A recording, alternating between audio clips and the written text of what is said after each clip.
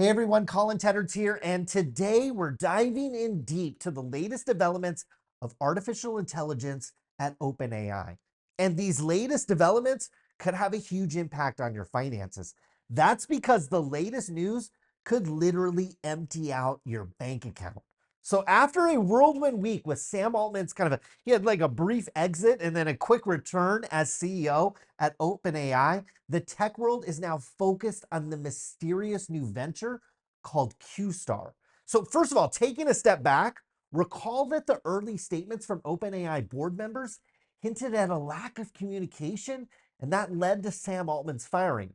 Many are now speculating that lack of candor and openness and eventual firing was related to QStar.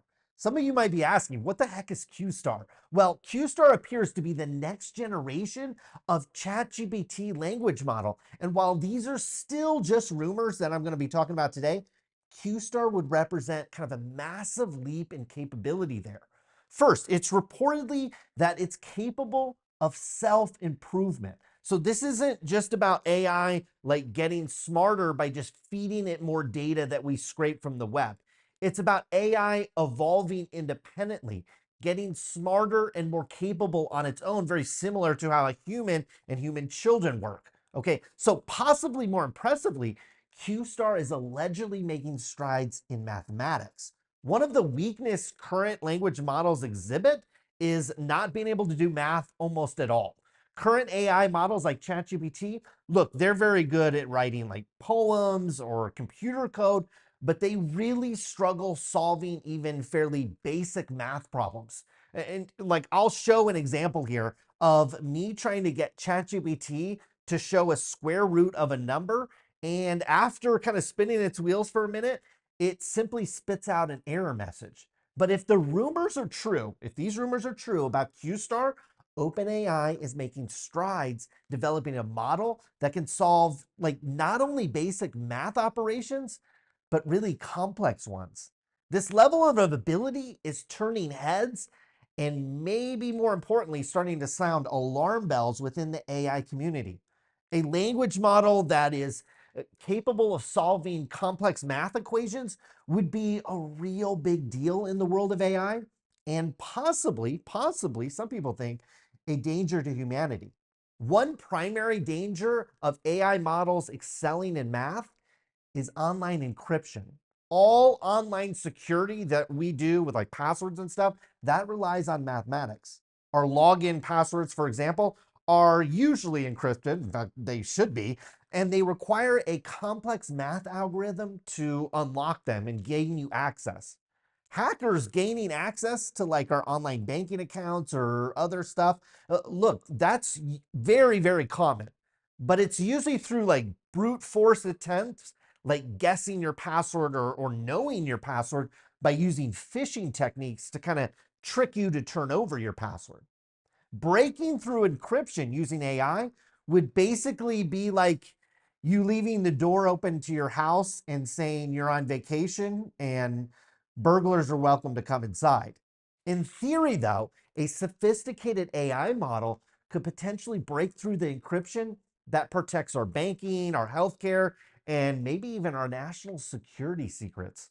In fact, the rumors circulating online suggest OpenAI's QStar has cracked AES 192 encryption, the global standard for encryption these days. That's something current supercomputers can't even achieve. Apparently, the advanced capabilities of QStar had OpenAI's research so concerned, they penned a letter to the board of directors warning that QStar was a, quote, threat to humanity. And this is one of the reasons why Sam Altman was abruptly fired. Now, the question many are asking today is, should we pump the brakes on AI development in order to adequately regulate the industry and protect us from these future risks? The answer is no. No, absolutely not. We should not be regulating this industry. As it relates to encryption, look, it's never going to be perfect. Some historians going back to World War II believe that war was ended because the Allied forces were able to decrypt messages sent by the Germans. A more recent example that a lot of you probably remember was there was that San Bernardino terrorist attack. I think it was back in 2015. The encryption of an iPhone wasn't turned over by Apple to the FBI, despite pressures from the FBI to turn it over. And after a lot of public outroar, really aimed at Apple, the FBI was still going to gain access and did gain access to the phone even without Apple's help. Online encryption has come a long way over the past 20 years. I know this because my websites used to get hacked all the time, and now it's a pretty rare occurrence. But we can't stop innovation because encryption is inadequate. I promise you, if hackers want access to your online banking or health records, first of all, they probably already have access, or they can certainly find a way in.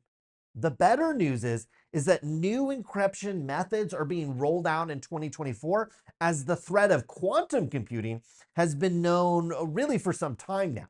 Just recently, just a couple of months ago, Google released new cryptographic keys designed to resist attacks from quantum computers that these quantum computers don't even exist yet.